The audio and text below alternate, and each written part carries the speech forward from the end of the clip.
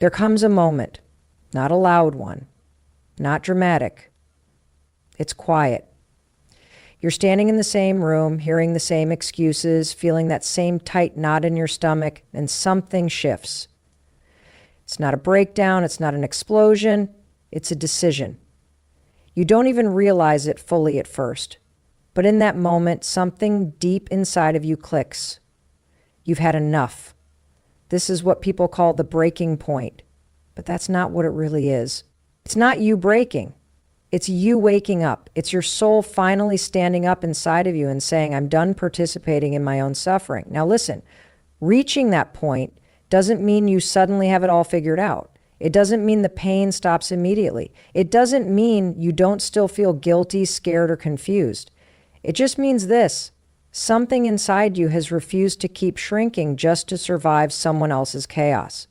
You've been trained to doubt yourself. You've been taught to explain things away, to keep the peace, to be the bigger person, over and over and over. But that breaking point, that's your body saying, no more pretending. It's your intuition grabbing the wheel and refusing to let fear keep driving. And here's the truth no one talks about.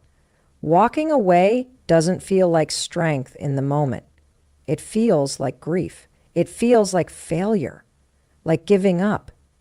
Because you poured your love into something that was never designed to hold it. You believed the best in someone who didn't even believe in basic respect. But choosing yourself is never failure, it's clarity. This is the beginning of boundaries, of freedom, of a self-worth that isn't up for negotiation. You don't need to hate the person. You don't need to understand every twisted thing they said or did. You don't even need to say anything at all. You just need to take that one brave, shaky step away, and then another, and then another. It's terrifying, I know. You're letting go of the fantasy, of the hope that maybe, just maybe, they'll finally see you, finally treat you the way you deserve. But that version of hope is a trap. The real hope, the powerful, life-giving kind, is what rises when you realize you are the one you've been waiting for. You are the hero in this story. You're the one who saves yourself. And here's what will happen next. You'll start to breathe again. At first, it'll feel foreign, like you're doing something wrong. But then, one morning, you'll wake up and realize you didn't feel panic in your chest. One day, the silence will stop feeling scary and start feeling peaceful. One day, you'll laugh and mean it. You'll look back, not with bitterness, but with gratitude that you finally listened to yourself. This moment, this break, is sacred. It's the beginning of your real life, the one where you don't apologize for having needs, the one where your empathy is a gift, not a target, the one where your voice is not only heard, but honored. Not by them, by you. And if no one else says it, I will. I'm proud of you. Not for walking away, but for finally walking toward yourself. Chaos is confusing by design. It keeps you spinning, second-guessing, questioning your memory, your worth, your gut. It turns truth into fog and keeps you in survival mode, constantly adjusting yourself, explaining yourself, defending yourself. When you're in it, the noise is deafening. But here's the secret. That mess you're in, that emotional whirlwind, it holds the very clarity you're looking for. You don't find truth in calm moments. You find it when everything is on fire and you're the only one standing there holding a bucket of water, wondering why you're the only one trying to fix it. Again, that repeated cycle of confusion, that gut deep feeling of something is off, isn't something to dismiss. It's your internal compass screaming. It's your body knowing before your brain can catch up. When every conversation feels like a trap, when you're constantly walking on eggshells, when your reality keeps getting rewritten, that is clarity disguised as chaos. Because clarity isn't always pretty. It doesn't always show up with a sign. Sometimes it shows up as exhaustion, as anxiety, as burnout, as the moment you stop making excuses for behavior that never changes. And let's be honest, you tried. You gave chances, and then more chances. You rationalized. You read the books. You bent until you barely recognized yourself. But clarity doesn't come from trying harder to be understood by someone who never intended to hear you. It comes the second you stop gaslighting yourself. Because that's what happens, isn't it? You start to think, maybe I'm the problem. You wonder if you're being too sensitive, too emotional, too demanding. You shrink yourself to fit their comfort while your own needs get pushed down further and further. But inside the storm is where you finally realize, this isn't love. This isn't connection. This is control. And your body knows it before your mind allows you to say it out loud. The truth is, the chaos is meant to distract you from your own strength. It's a smokescreen. Because the moment you see clearly, the game is over. And that's the moment everything starts to shift. You don't get clarity by asking them for honesty. You get clarity when you stop needing their version of the story to validate your experience. You don't need their permission to trust your pain. Your feelings are the evidence. Your instincts are the map. The sleepless nights, the pit in your stomach, that isn't dysfunction. You're not broken. That's your wisdom knocking. And here's what happens next. You start to remember who you were before the confusion, before you were taught to doubt yourself, before your empathy was weaponized against you. You stop fighting for peace inside a war zone, and you start choosing environments where peace is normal. Not a prize you have to earn. Clarity comes when you realize that your value isn't up for negotiation, that loving someone doesn't require losing yourself, that you can walk away confused and still be right. You don't need every answer. You don't need a full analysis. What you need is one powerful truth. This isn't sustainable, and you deserve something better. That alone is enough to take the first step out of the storm. And you know what's on the other side of that step? Silence. Calm, not the eerie silence you feared, but the kind that lets you breathe again. That kind that says you made it, you got clear, you got free, and now you can finally start living with your eyes and your heart wide open. Let's get one thing straight. Closure is a myth. It's this shiny, soothing idea we cling to because we want the pain to make sense.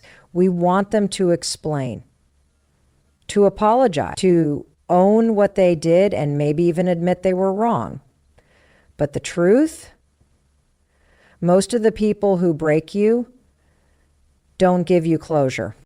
They give you silence, excuses, more confusion, and if you wait around for them to fix what they shattered, you'll waste years in emotional limbo. What you actually need isn't closure. What you need is courage. Courage to leave the conversation unfinished. Courage to walk away when you still have questions. Courage to say, I deserve better, even when you don't have all the answers yet. Because real healing doesn't come from what they say, it comes from what you decide. You don't need their words to validate your pain. You lived it. You felt the coldness. You heard the lies between the lines. You saw the patterns. That's enough. That's your truth. And that truth, it doesn't need their signature to be real. Closure implies cooperation. Like they're going to meet you in the middle, be honest, and help you make sense of the chaos. But if they were capable of that kind of clarity, you wouldn't have been hurt like this in the first place. Waiting for closure is just one more way of postponing the healing that only you can initiate. And look, I get it. Walking away with loose ends feels impossible. You want peace. You want answers. But let me ask you something. How many times have you tried to get it? How many texts have you reread, looking for some deeper meaning? How many imaginary arguments have you had in your head where you finally get to say what you needed to say? And did any of that bring peace? Or did it just pull you deeper into the pain? Peace doesn't come from understanding them. Peace comes from understanding yourself. From knowing that staying in confusion isn't noble. That your worth isn't found in how long you're willing to suffer. That sometimes Walking away without resolution is the most powerful resolution of all. It takes courage to accept that you may never get what you wanted from them, that the apology might never come, that the truth might stay buried. And it takes even more courage to say, I'm still moving on. I'm still choosing myself. I'm still going to build something beautiful from this wreckage. Because courage is what turns heartbreak into healing. It's the fire that says, I'm not chasing clarity from someone who never gave me honesty. It's what lets you grieve what you lost without reopening the wound every time you wonder why it happened. And here's what's real. The courage to walk away without closure builds something stronger than any explanation ever could. It builds self-trust. It teaches you that you can survive not knowing, that you can live without their version of the story, that your peace doesn't require their permission. You don't need to make sense of everything to start over. You just need to choose you. Again and again and again. Even when it hurts, even when it's messy, even when you're afraid. That's what courage looks like. It's not loud. It's not perfect. It's that quiet decision to say, I'm done waiting. I'm done begging. I'm done needing them to close a door I'm already walking through. And that step, that's the one that changes everything. You've been through hell, maybe not the kind people can see, but the kind that eats you from the inside. The kind where you smile in public and collapse in private. And now, even though you've walked away, even though the damage is done, you're carrying the one thing they didn't have to lift a finger to create: self-blame. You beat yourself up. You ask, why didn't I leave sooner? You replay every red flag you ignored and every conversation where you silence your needs just to keep the peace. But here's the truth that will change everything. None of that is helping you heal. It's only keeping you trapped. And the only thing powerful enough to break that cycle is radical self-compassion. Not the soft, surface level kind, not bubble baths and hashtags. I'm talking about warrior level self-compassion. The kind where you look yourself in the eye and say, I forgive you for all of it. It's easy to be kind to yourself when things are going well.